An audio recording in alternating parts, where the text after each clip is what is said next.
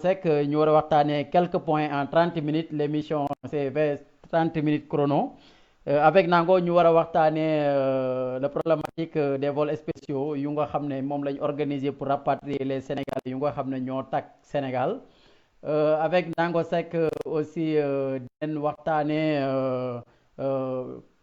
suñu réew tuuti. Waxtaanee ak moom aussi l'aide destinée à la diaspora moom mu nga xam ne bokk na aussi ci comité boobu xam ne comité de suivi la bu ñu créé aussi au niveau du consulat général. Avec Nango aussi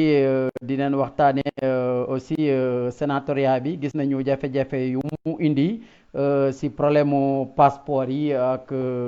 tous ces trucs là yu nga xam ne moom moo accompagner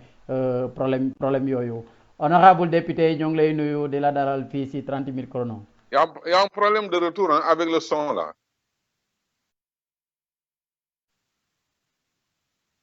Ouais, léegi ça va, c'est bon.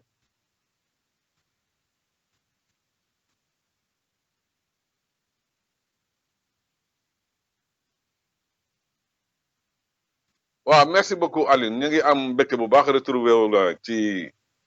30 minutes chrono comme ni nga ko tudde muy lu am solo parce que ñun dañu jàpp rek ni saa su ne dañu war di communiquer ak askan wi alors boo leen ñu di jox opportunité bi daakaar naa day yombal suñu liggéey parce que ku ne xam na ni timing bi ñuy am pour mën a jokkoo ak nit ñi mën leen a fekk ci seeni kër wax ak ñoom c'est à travers les réseaux sociaux rek lañ ko mën a amee donc c'est tout un plaisir encore ñu dellu si waat ci waxtaan.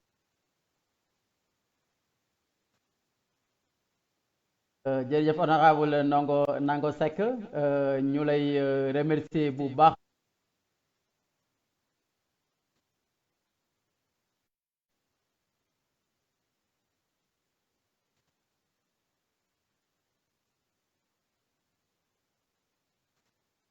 wuy si boobu honorable nag tey ñu fas yéene waxtaan ak yow ci aide boobu nga xam ne destiné nañ ko diaspora bi ak problème mu vol spéciaux yi honorable lan mooy problème mu vol yu nga xam ne moom moo indi coow li foofu Sénégal. Ouais, mais vol yi je crois que c'est tout à fait normal hein, parce que nag lu mu ci doon lu mu nekk rek vol spéciaux yooyu ay solution la yu ay sénégalais apporté à des problèmes parce que ku ne xam na ni bi confinement bi jeexee l'Europe a repris ses activités doomu Sénégal yu bari bloqué woon fii tey seen yitte du woon lenn lu dul dellu ci tool yi dellu en Europe reprendre seeni activités ñi nga xam ni c'est des cas d'urgence ñu war a faju ji wala ñu am yeneen ni rendez-vous yu am importance taxawoon nañ ci bëgg a dellu gisuñu nag benn bunt bu leen non gouvernant ñi nga xamee ni tey ñoo waroon a décider à leur place jël ay décisions pour mën a taxaw seen taxawaay alors à l'absence même de ces dirigeants nit ñi jël seen initiative yi nag je crois que c'est à saluer lu mel ni bi ci jiitu muy le collectif des Sénégalais yi nga xamee ni tey gis nañ taxawaayu sëñ Yoroba Alaaji Yoroba ci kaw mu def ci liggéey bu mucc ayib liggéeyu engagement citoyen bu am solo boo xamee ni ñëpp war nañ ko saluer ñëpp war nañ ko encourager moom ñi nga xamee ni ñoom la àndaloon liggéey bi parce que c'était pas évident et c'était pas facile ay Sénégalais jóg rek jël boobu initiative pour régler un problème crucial bu taxaw temm ci nit ñi dañoo war a ñibbi ñu gis jeu bi ci italiens yi doon def ñoom it ñu bi ñu ko créé benn collectif ils étaient 4 je crois ñëw ci ñun entre temps je salue ma collègue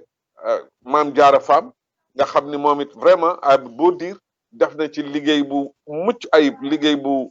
am solo parce que am na jamono man dama xawoon a rester à casa pour des problèmes de santé mais moom moo engagé wu jël yépp te teewul chaque guddi wala chaque ngoon bala ñu tëdd dina ma wax fi ñu toll wax ma lu mu def ak lu mu deful ñu àndandoo di yëkkateendoo di dóorandoo ba gis ci bunt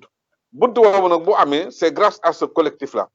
mu nga xam ni tey réussir nañ ba vol bu njëkk bi bien que amoon na ay problème parce que y avait un problème de communication entre l'ambassade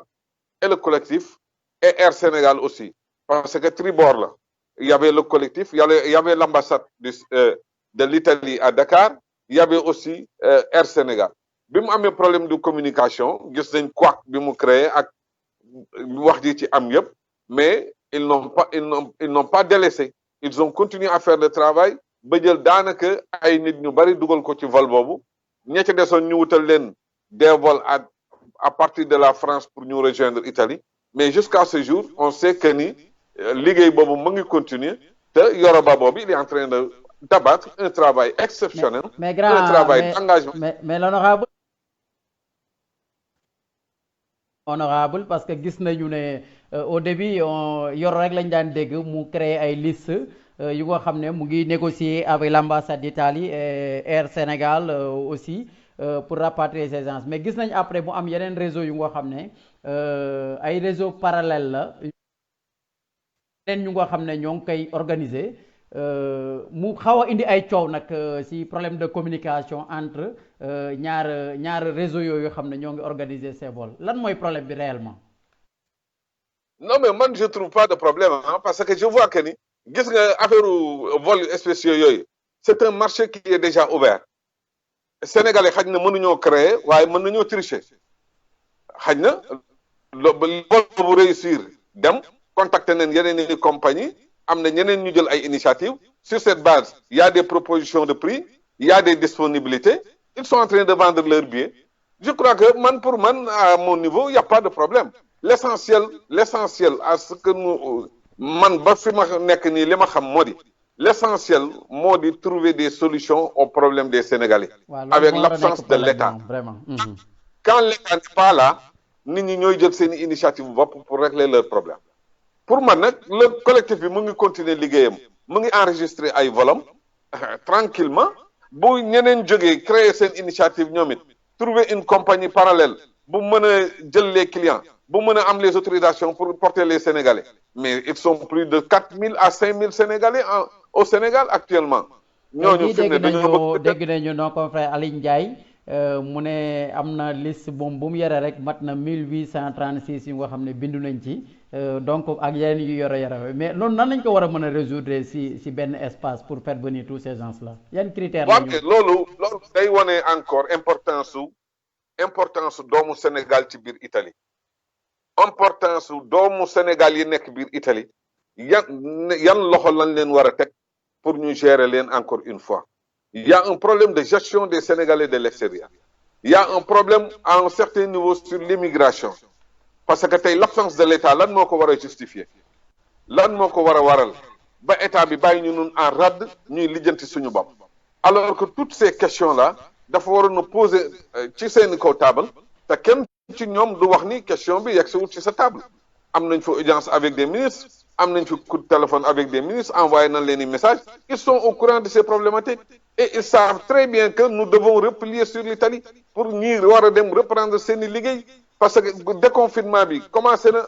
en Europe, les gens doivent reprendre leur boulot. Pourquoi ne pas créer des situations yu leen di faciliter à ce que la compagnie de bannière qui est Air Sénégal nga xam ni tey dafa toll ci juddu war a màgg war a dox am opportunité bi di ko sàggane tey Air Sénégal moo waroon a gaare ay Boeing naan ku war a dem comme ni ko Air France di defee pour la France wala Air Portugal di ko defee pour le Portugal et cetera et cetera.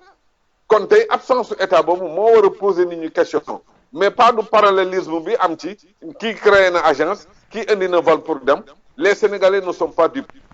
ku ci nekk sa proposition Sénégalais yàgg nañoo jënd ay billets pour voyager. Chaque jour ñeen voyager. Kon choisir une compagnie, choisir un travel voyage, loolu c'est pas leur problème. Mais grand am na beneen problème bu nga xam ne honorable mooy apparemment ñoom dañuy xalaat ju jugee Dakar rek ñëw Italie mais am nañ aussi ñu nga xam ne ñoo ngi bloqué wu en Italie te ñu ñibbi Sénégal est-ce que ñoom ñoo ngi bàyyi xel ñooñu pour vol yi retourner aussi mën a avancer ñooñu. waaw mais xam nga les vols là dafa am protocole bu ko taxawal gis nga ku ne mënul fu nekk nga ne fa. Protocole yi moo di aéroport Sénégal moo tëj ubbeegul comme ubbeegul nag pour recevoir des voyageurs wala ñi signé ay vols spéciaux dong la mën a jël les protocoles yi ñii di signé actuellement vol yiy départ Dakar seeni protocole li tax mu yomb moo di du ñu embarqué benn nit Milan wala Rome wala biir Italie di ko indiwaat tey est-ce que Italie ubbi na ay aéroport am pour mën a embarquer nit ñi est-ce que Sénégal ubbi na aéroport am pour mën a accepter nit ñi il y a un problème de correspondance sur la fermeture des aéroports. mais donc honorable est-ce loolu que ñun yéen aussi daf ngeen ay jéego pour xool parce que man je connais beaucoup de Sénégal yi nga xam ne ñoo ngi bloqué wu fii mais apparemment seen situation kenn waxu ci dara. ah non bu kenn wax ni kenn waxu ci dara on a toujours demandé la réouverture de l'aéroport loolu c'est pour régler ce problème bu du ñu nag commencé yow boo mënta ñaan sa aéroport mu ubbeeku waroo doo yegg Malpensa sax di leen ubbiloo seen aéroport parce que lu mu demoon lu mu dee ñun problème mu sénégalais yi la ñuy régler sénégalais biy jóge fii ñu ngi demandé à ce que l'ambassade d'Italie bi nekk Dakar demandé Malpensa mu ubbil ko pour 2 vols 3 vols avec les autorités italiennes kon donc loolu sens contraire bi aussi c'est une autre demande mais ñun bu fekkee foofu la ñuy commencer naka la ñuy fexe ba suñuy autorité ubbi aéroport bi pour des vols qui vont venir de Milan naka la ñuy fexe aussi en deuxième lieu fexe ba Milan ubbi pour des vols en partance pour Dakar c'est des questions yoo xam ni dañoo tegloo mais bu ci ne bokkul ak position xaj na mën nañoo nuroo nag ci démarche mais yemuñu parce que aéroport yi gis nga bu Sénégal yokk nañ ko pour 30 jours Milan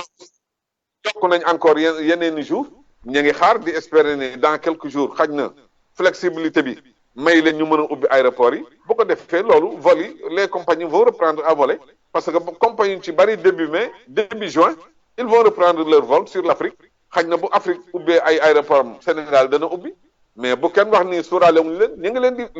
xeex bi ñuy xeex nii ñoom ñu ngi ci biir da-di premier résultat yi fii la génne dañuy exploiter les premiers résultats en attendant ñuy dem ci deuxième. honorable ñu gis ne suñu réew jaar na fii vraiment mu nekk xeex boo xam ne yéen ñoo ngi leen ci remercier bu baax yow ak honorable Mame Diarra ñuy rappelé wu rek ne tey honorable Mame Diarra lañ woon a am ndax mais mu am empêchement aux dernières minutes voilà l'honorable nango ñëw reprendre le truc c'est-à-dire loolu mooy wane ne liggéey bi rafet na mais honorable xam naa sa gars yi moom comment ils ont fait xam naa yéen jaaxal nga leen yéen les députés de l'Europe du Sud comment vous vivez la situation bu ngeen di dund avec l'État du Sénégal ak nu ñu leen di xoolee parce que vraiment l'Italie est stigmatisée à cause de cette résistance là. am naa tuuti problème mu retour. allo man maa ngi lay dégg bu baax honorable allo. waaw ci question bi moom moo am lu ma rëcc waaw. voilà je disais que ne yéen vraiment liggéey bu ngeen di liggéey yow ak honorable Nango Mame Diarra mu nga xam ne moom la ñu waroon a am tey ñu gis ne am na empêchement l'honorable Nango ñëw mu doon liggéey bu rafet mais yéen vraiment askan bi fii jaaxle nañ ci pression bu ngeen teg l'État sénégalais ak aussi Sénégal vraiment nu ngeen def ba valoriser aussi moodu yi l'Italie vraiment mu nekk benn résistance bu nga xam ne waxuñu Italie tax mais dafa dem ba mu stigmatisé wu moodu yeeg yëpp quoi mais nu ngeen di dundee cette situation mais comme niñ ko waxee rek man ak honorable Mame Diarra ak Mor Kane aussi ay père lañu Mame Diarra moom on a une complicité boo xam ne ni moo jaaxal ñëpp boo gisee mënul ñëw rek automatiquement ma ñëw dugg ça veut dire que déggoo naa ak moom léegi gannaaw bi ma woowee j'ai vu que ni elle était occupée ma ni ko nag dem à ta place répondre aux questions ba tax na li may répondre fii yëpp yaakaar naa moom bu fi toogee nit lii rek lay wax dëgg la maanaam li ñuy def nii yëpp dañ koy def dans la naturel lu gën a naturel li ñuy def nii amul ça veut dire entre nous amul benn xiiroo wala ŋaayoo wala kii ngi xool sa morom muy def lii wala déedéet nous avons les mêmes objectifs xeex yi ñuy xeex ñoo ko bokk tey bu mu amee disponibilité damay dem moom bu amee disponibilité dama koy woo ni ko mënumaa dem comme ce qui se passait à l'aéroport elle était seule là-bas di xeex bi booba maa ngi fii tëdd jël pour mënuma dem moom ñu amee yeneen combat comme yeneen front yu mel nii bu ma nee sekk xoolal man kat am naa retard mais man maay yenu affaire bi assumé ko comme ça nit ñi li ci des ni mu leen jaaxalee noonu la jaaxalee même fii au niveau de l'Assemblée nationale c'est vrai parce que dañu mel ni dafa am lu ñuy révolutionner dans l'Assemblée nationale te loolu nit du jaay boppam nit ñi ñoo mën a xool ak seeni gët wala ñu dem ci YouTube bi di bés Nango Seck li muy wax assemblée di bés Mame Diarra li muy wax assemblée ñu xam li ñuy liggéey parce que li ñuy liggéey ñun du lu nit du dut baaraamam du lu nit mën na téye c'est quelque chose boo xamee ni day dem ci action intérêt sénégalais de l'extérieur te waxuñu rek Italie de Europe yëpp la ñuy manipuler fu xeex war a taxaw rek boo seetloo di nga ñu gis au devant ñu xeex ko ba mu jeex nag dellu ci la ñu nekkoon parce que bu kenn néew ak suñu réew rek mooy suñu combat problème mu retour des vols tey mu ngi nii doonoon suñu combat y a d'autres fronts sur le plan diplomatique ñu ngi ci yeneen i xeex mais fi mu ne boo ko waxee nit ñi tëbal ko amuñu droit wax ko nañ dem rek ba ci kanam dinañ gis ni le travail est en train de se faire sur le terrain. merci honorable ñu gis suñu néew suñu réew jaar fi ñu pare ci lever interdiction boobu comité de suivi boobu yaakaar naa bu ñu ko waxul aussi war na taxaw nan nañ lañ ko jàngatee ak suite bi nan la demee ndax aussi koor yaa ngi dem sans problème blocage yi yëpp ndax yomb na parce que jàpp naa ne yéen a ngi koy topp aussi. waaw mais comme niñ ko waxee woon dès le début rek programme suñu néew suñu réew moom jeex na c'est un combat déjà gagné rangé nañ ko ci histoire la ca des mooy tey ci kaw organisation boobu sénégalais yi war nañoo mën a jël initiative yeneeni initiative yoo xam ni daf ñuy gën a rapproché gën ñoo dooleel pour ñu organiser wu ba bu ëllëgee lu état di jël lu jëm ci diaspora bi dinañ ko xoolaat wala ñu am ñun ciy seet naka lañ ciy seete combat yooyu nag moo di il faut ñu am suñu lobby bopp c'est comme ça qu'on peut l'appeler lobby la woon lobby la ñu pesé woon def pression ci cadre juridique ci communication ci boor yépp ñu def lobby ba gagner un combat lobby boobu tey waruñoo baisser les bras noonu la ñu war a reprendre lépp nag àndandoo xeexaat yeneen yi nga xam ni parce que lii le fait que état bi génne loxoom ci suñu retour vers l'Italie rek wala vers l'Europe beneen combat la waruñu ko bàyyi mu jàll bien que ñu ngi régler problème yi mais war nañ ko souligner ba ñoom ñu xam ni croisement bi ñu croiser les bras teguwul fenn dañ ñoo war a assister dañ ñoo war a sécuriser teg ñu ci yoon ba li nga xam ni tey mooy concurrence bi am sur le prix des billets là warul mën a nekk avec Air Sénégal prix bii dem Paris moo war a dem Milan moo war a dem Rome moo war a dem Barcelone moo war a dem dans les autres capitales Air Sénégal suñu xaalis dañ ko defaree pourquoi mënul taxaw tey sauver les Sénégal de l'extérieur rapatrier leen à des coûts à des moindres coûts c'est un autre combat mais liñ ciy daj fi mu ne boo taxawee ci rajo yi di ko wax ñu ni kii day dugg fii day génn fii mais quand même. ku mu neex nag bokk na honorable ci perspective suñu néew suñu réew lu nga xam ne mun ngeen ko teg parce que nit ñu bëri aussi dem nañ ba ñu ne suñu néew jeex na ñëpp dañ bañ daal di ne vraiment lu mel ni musuñu ko gis Italie. est-ce que kon doon devoir léegi fu mu toll nii ñu jéem ko taxawal bu mel noonu pour yeneeni lutte yu nga xam ne dana dem ba ci pension yu nga xam ne daf fiy des ak nit ñu nga xam ne dañuy feebar duñu leen mën a rapatrier loolu yëpp aussi waroon na bokk ci lu nga xam ne waruñu abandonner seen ma wax ni moo tax ma wax ni d'autres initiatives la ñu war a génne teg ci taabal ji bu demee dans le même sens dans cette même objectivité que li fi jaar nit ñi dinañ ñu rapproché wu dina ñëw ñu àndandoo li combat yi des suñu kanam ñu àndandoo def ko te buñ ko àndandoo def rek danañ gagné combat yi nekk suñu kanam. mais yéen a ngi ciy waxtaan ak honorable Mame Diarra ak Kane monsieur Kane est-ce que daneen mën a teg acte yu demee noonu yu nga xam ne gars yi den am ñu leen di waxal aussi réellement. non mais xam nga fi mu ne da ngay dem sax ba defe ni député de la diaspora ñett lañ ci àdduna alors que nous sommes 15. ah mais on considère que trois la travail. Par exemple, mon ami Demba Sow qui est à Paris mu ngi def beneen liggéey foofu au niveau du consulat au niveau des autorités françaises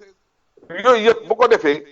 la ñuy dajale ñun am nañ axe yu ñuy féetale suñuy effort mais l'appel doit venir de la base comme ni suñu néew suñu réew taxawee jóge ci base bi ba yegsi ci ñun ñu àndandoo ci ak ñoom capitaliser ko noonu la d'autres citoyens Sénégal ñu fi nekk foofu yow xam nga yéen a ñoo ëpp xam-xam foofu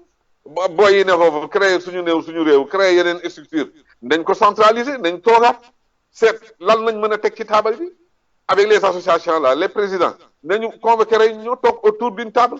créer waat benn objectif seet ndax dañ koy dóor mu daan wala déet. moi je vous demande que ngeen piloter loolu parce que aussi ñun bu ñu gëstoo gis leen.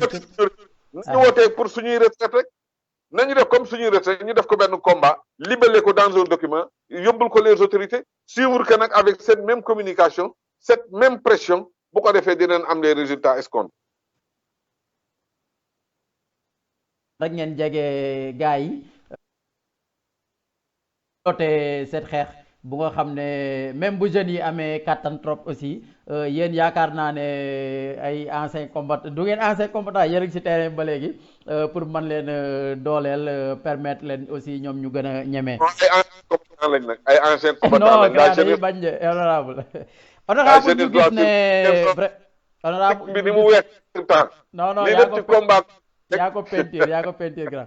honorable ñu gis ne l'aide destinée à la diaspora force Covid 19 créé nañu ko créé plateforme indi ko Dakar ñu xam ne yow aussi bokk nga ci comité de suivi boobu mais grand comment ça se fait que nga bokk ci comité de suivi ci comité bu nga xam ne teg nañ ba lépp normal ñu ne la yow ñëwal rek di observer te mënoo cee def mënoo cee dindi lan nga ñu mën a tegal le pourquoi tu as accepté ce choix là. waaw mais xam nga pour aide à la diaspora waxoon naa ci sama position dès le départ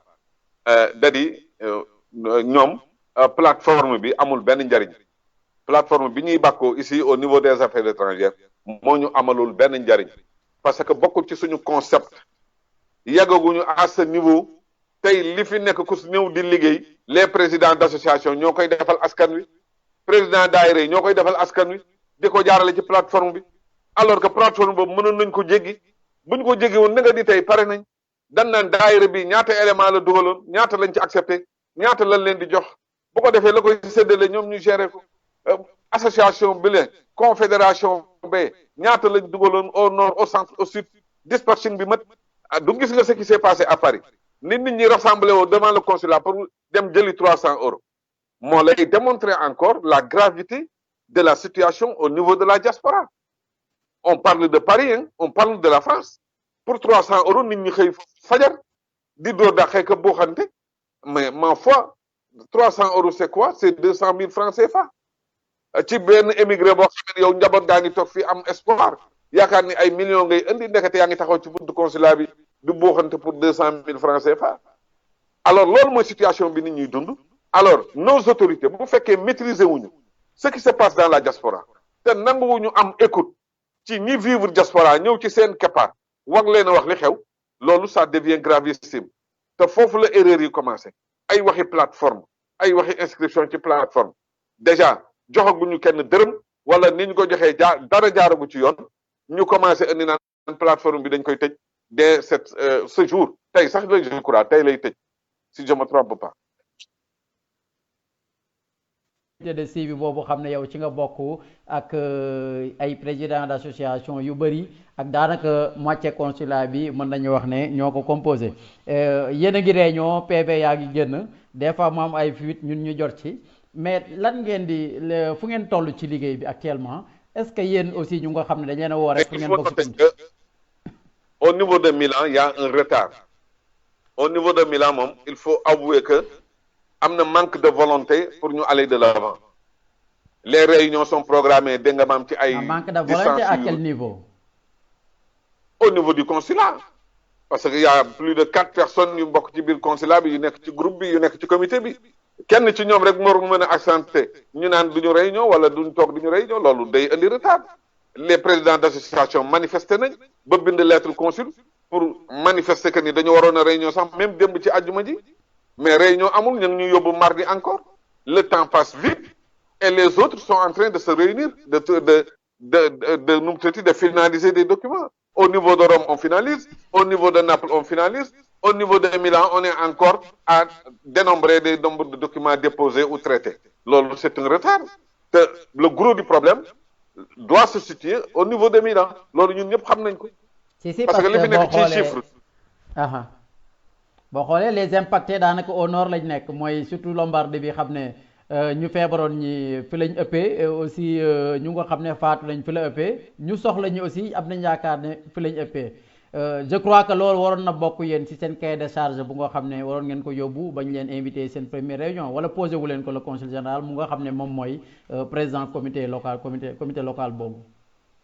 non mais xam nga je crois que mardi dinañ amaat beneen réunion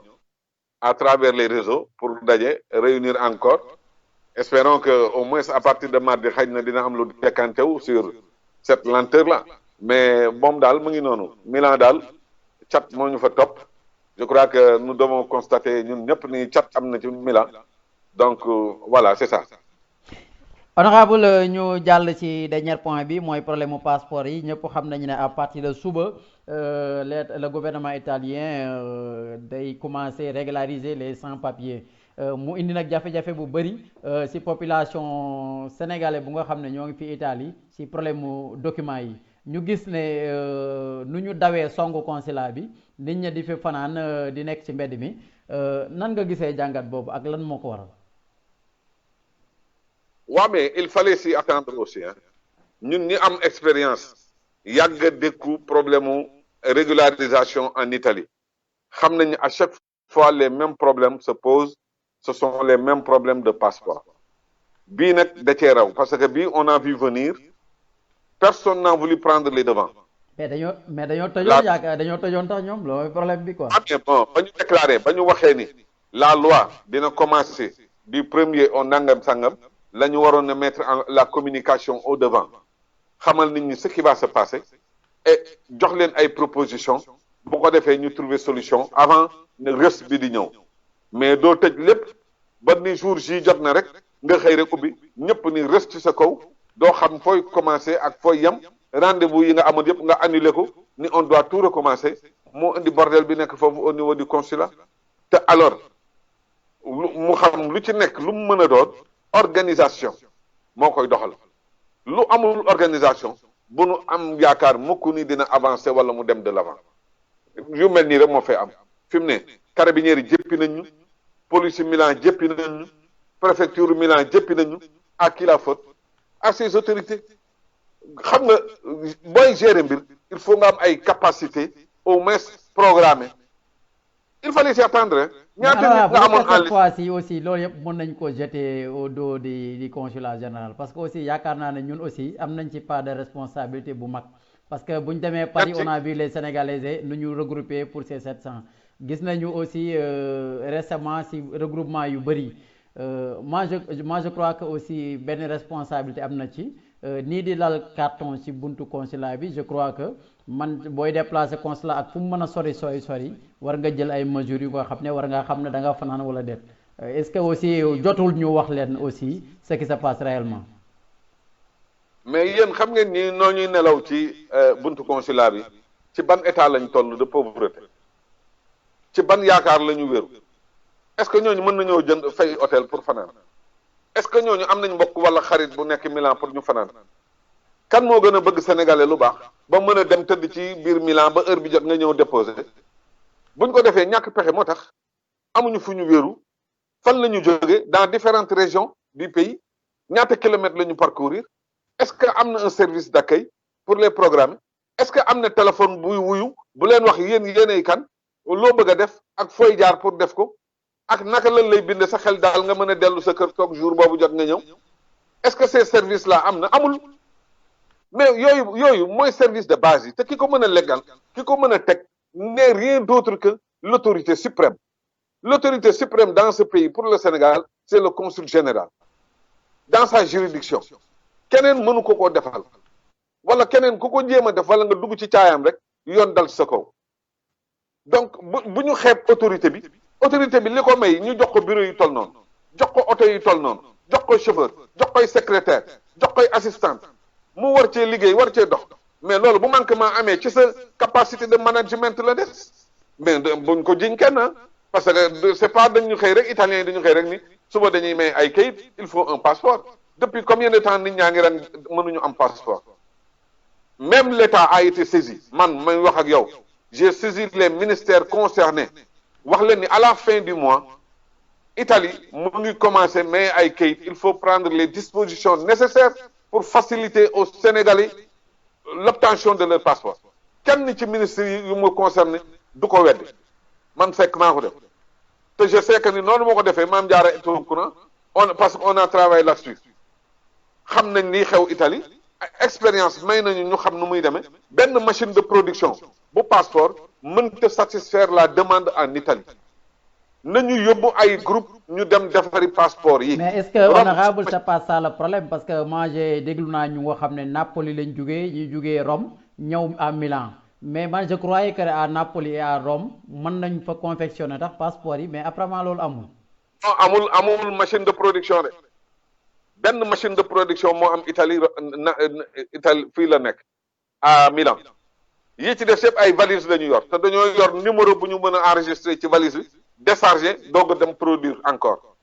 yàq mais c'est bu ça ñu le amoon problème aussi parce que vraiment bu ñu waxee kayit ñëpp xam nañu lu nekk Napoli si ay clandestins parce que boo fi ñëwee fa ngay dem parce que foofu fa la ñu mën a jaay ak yooyu mais normalement kon donc même le consulat général waroon na prévoir envoyer foofu ay police wala mu avertir Dakar sinon cette situation là mën nañ ko éviter voilà. waaw mais Aliou moom laa lay wax ni autorité loolu lay jariñ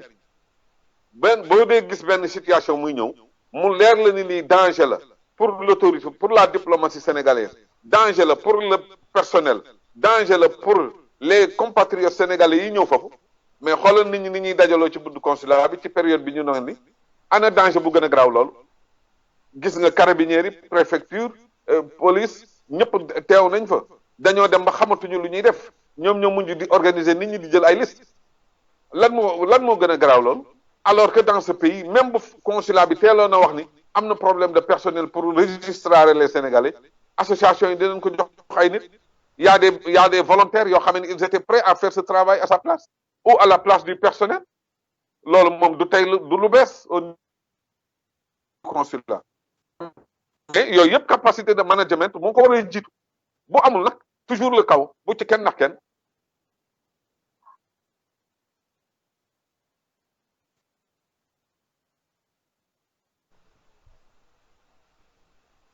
liggéey bu métti rek gis nga sama sikkim bi ñu naan dañ koo weexal non nii la màgge ay problème yi kese ñoo ko weexal problème mu sénégalais yi dong moo tax mu weex comme ça nañ ko jàppee noonu di leen encourager encore une fois di wax ni dara du yomb ñun nekkuñu ci benn front di xeex déedéet ñu ngi ci front yëpp nit ñi yëg ko mais honorable ñu bañ ko nga baal yëg ma ba dagg la bala nga tàggoo mais ñëpp a ngi laajte lu ngeen di def Sénégal ba léegi pourquoi vous ne venez pas pour affronter ces problématiques yu fi xam mu ngi fi. mais problème yi ne fii kan moo koy régler imaginer leen rek nëga ni bañoon ñoo fekk fii ci Sénégal tey imaginer leen ñu waa Italie ñoo naan yéen loo leen fiy def dem leen Sénégal ngeen régler suñuy problème mais quand même ñun loolu yëpp subir nañ ko de toog nañ Italie foofu problème am fi rek ñun la yow loo fiy def doo dem Sénégal régler suñuy problème looloo tax ñu fal ñu la woon pour nga nekk fi sa keppaaru njaboot nga toog fii lii tënk la fi yàlla woo yàlla ay problème ñëw nga di ci dox pour régler ko ñu naan loo fiy def liñ fiy def ñu ngi koy gis saa yu ñu xëyee ñu ngi ci problème saa yu ñu xëyee ñu ngi ci problème mu sénégalais yi ñuy régler te Italie ci ëpp diaspora bi doog cee tegu donc liñ fiy def moom umpul kenn wala ku tëj say bëtit ni gisuma jant bi kenn mënu ci yow dara liñ fiy def moom ministre yeeg Macky Sall ak compatriotes sénégalais yi fi des moom xam nañ liñ fiy def parce que chaque jour ñu ngi ci koom te ñu ngi ak ñoom ci sur le terrain. merci honorable ñu bàyyi la nga tàggatoo te joxe recommandation yi. waaw recommandation yi yëpp mooy di leen encourager bientôt ñu ngi ñëw bu soobee suñu borom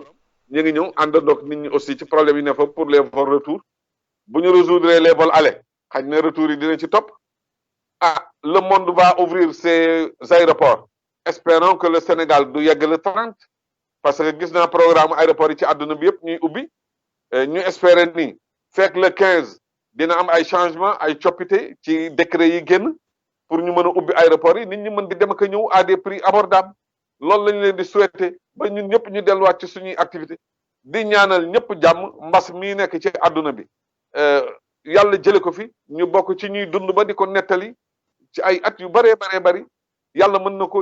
ko def mu bañ a am benn gravité fii ci Sénégal yàlla wàcce jële ko fi ba mu jeex fi tàkk ñëpp dellu ci seeni activité normale yàlla mën na ko loolu la ñuy ñaanal ñëpp moom la ñuy ñaanal suñu bopp moom la ñuy ñaanal suñu njaboot bu ñu yaakaar ni dañoo toog fii parce que suñu njaboot it ñu ngi foofu ak yéen buñ sañoon di nekk seen keppaar lu ñuy daj ñu di ko daj loolu aussi nañ ci bàyyi xel mais on est là parce que le devoir nous interpelle nous devons rester ici fii la liggéey bi ne parce que lu ñuy def it fii lañ koy defee moom mënoo toll Italie di woote téléphone wala ngay woo ab ministre wala nga di ko bind lettre bu boobaa mooy yàq nga sa lettre yàq nga sa wax ndax on a l'expérience. honorable foog ma lire question bi am na ñu naan Sénégal riposte bi nga xam ne ñu bëri jàpp nañ ne le président a abandonné ba mu waxee ne na ku nekk jël seen responsabilité am na ñu demandé ne yow nan nga jàngatee loolu yow mu nga xam ne xam nga Europe xam Sénégal. non mais président dafa dellu gannaaw rek ci li mu waxoon loolu il faut saluer quand même la pression bi nga xamee ni tegoon nañ ko ci koom pression bi nag duñu wax ni Italie rek la jóge dans le monde entier Amérique, Europe, Afrique amoon na pression boo xam ne ni dafa dem ba dépassé ko ça il faut l'avouer quand même jël naa benn décision dem naa ba gis ni sama peuple kenn àndu ceeg man mu dem ba bëgg a dégénérer indi yeneeni situation ma yolomal ko pourtant solution bi mu indi mooy bi ñu doon proposé ñun suñu néew suñu réew ñaata yoon lañ proposé fii nii bàyyi leen néew yi ñu dugg mais mu am ay mesures d'accompagnement enregistrement yaa ngi fi. mais stigmatisation bi nga xam ne honorable constaté nañ ko léegi vraiment gis nañ fi ay yoon yu bari ñu bëgg a suul nit ñi bañ. stigmatisation bi dañ koy indi ci hypocrisie rek ndax tey waxatuñu waxi néew yi jógee Europe de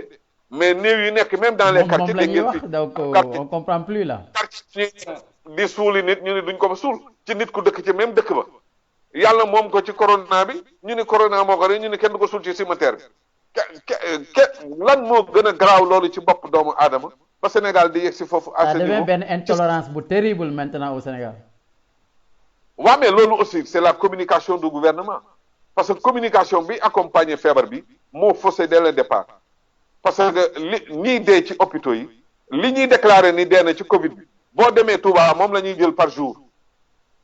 quand même il faut ñu natt li ñuy wax lu mu doon boo demee armée lu Touba li ñuy jël par jour moo correspondre à ce que li Covid bi wax yépp depuis le début alors kon ana gravité bi nekk ci biir ba ñu bëgg a stigmatiser même néew yi dee fii te boo demee Yoff di nga fa am une dizaine nga dem Tëngéej di nga fa am 5 nga dem Thiaroye di nga fa am 5 totaliser nga déjà dans Dakar li fii dee naturellement yàlla mooy rey moo yor doomu aadama yi amul kenn kuy mucc ci bu yàlla dogalee sab dogal ci moom kenn mënu ko donc yooyu yëpp bu communication bi faussé moo waral nit ñi di tiit di daw gauche droite di jël yeneen i esprit yi di dem ba indi benn animosité bi entre ñun te jaru ko dara amu fi lu ko fi jar quand même nañu dellu jaamu ji yàlla suñu borom delloo suñu bopp ci yàlla xam ni mooy dogal lépp lu mu dogal ci doomu aadama dañ ko war a nangu mais quand même la vie doit continuer la vie a ses règles tu vas voir que balaa yàgg di nga gis mesures yi ñu jël yëpp dañ koy dindi parce que amul sens. honorable gars yi nee nañ moom honorable moom lu mu wax rek état bi la koy xëppi donc rassemblement bi état yi la néew yi état yi bi la responsabilité population bi moom amul ci lenn moom c'est un vrai défenseur de la communauté. non mais li may wax nii nañ ko faram-fàccee li may wax nañ ko faram-fàccee ku ci nekk am nga libre d'esprit xalaat li may wax lu mu doon la communication elle est importante ci yu mel nii gis nga yenn réew yi ni ñu koy gérer melul ni fii rek nga xëy chaque 10 heures nga taxaw rek diw feebar na 10 dee nañ 10 feebar nañ 10 tëj nañ leen 10 yeewi nañ leen te tegoo ko ci yenn argument amul fenn foo ko mën a donc mbir mi noonu ay chansons yu ñuy répété c'est des choses palpables yu nit mën a teg dut baaraam je crois que à ce niveau ñun ñëpp am nañ ci responsabilité donc voilà di remercier ñëpp di wax rek ni mën naa wax sax ni ci turu Maam Jaara laa ñëwoon pour bañ a rater l'occasion de communiquer voilà sama gars yi ñoom ñii yore ay service di jaay billet nañ fexe billet yi yomb ubbi nañ bunti yi avec le collectif qu'il faut encore encourager et les remercier parce que ils ont fait un travail énorme ci mbir mi la ba ay buntu ubbeeku bu buntu yi ubbeeku nag marché bi ubbeeku vente libre lay doon ku mu neex nga proposer say vol ku mu neex nga proposer say billets loolu il appartient au client de choisir et de voyager tranquillement loolu la ñuy ñaanal ñëpp ñibbi ci jàmm ak salaam yàlla defal ñu jàmm defal ko adduna bi yëpp asalaamaaleykum wa rahmatullah. jërëjëf honorable ñoo ngi lay sant di la gërëm bu baax a baax si wuy si bi vraiment gis nañu ne saa suñu soxlaa rek nga ñëw taxaw on devait avoir Mame Diarra l'honorable député Mame Diarra mais gis nañu jafe-jafe yu mu mujj am parce que vraiment justification yu noble la joxe et donc ñu koy acceptel nga ñëw à la rescousse donc dañuy kontaan bu baax a baax yow di la remercier bu baax a baax di remercier Mame Diarra di leen jox rendez-vous ci beneen numéro c'était 30 minutes chrono jërë ngeen jëf.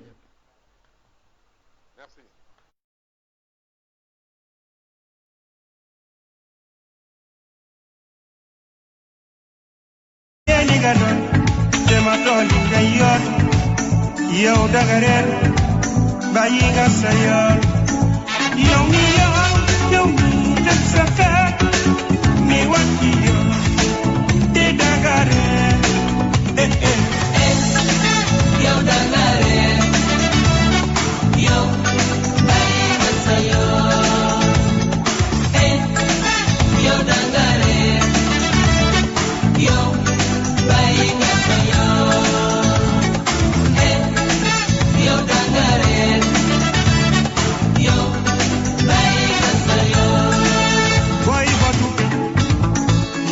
fa lool boo sañul foog ne yow fa nga dëkk ñamam seen réew di la xoole bët bu weesuwul nga jox seen réew yow mi ba sa réew di xas sa réew doo dem sa réew yow danga reer yow mi tëj sa feer ni woon ci yoon di danga reer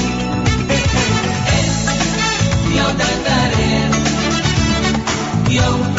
bàyyi nga sa yoon yow danga reer yow bàyyi nga sa yoon yow danga reer yow bàyyi nga sa yoon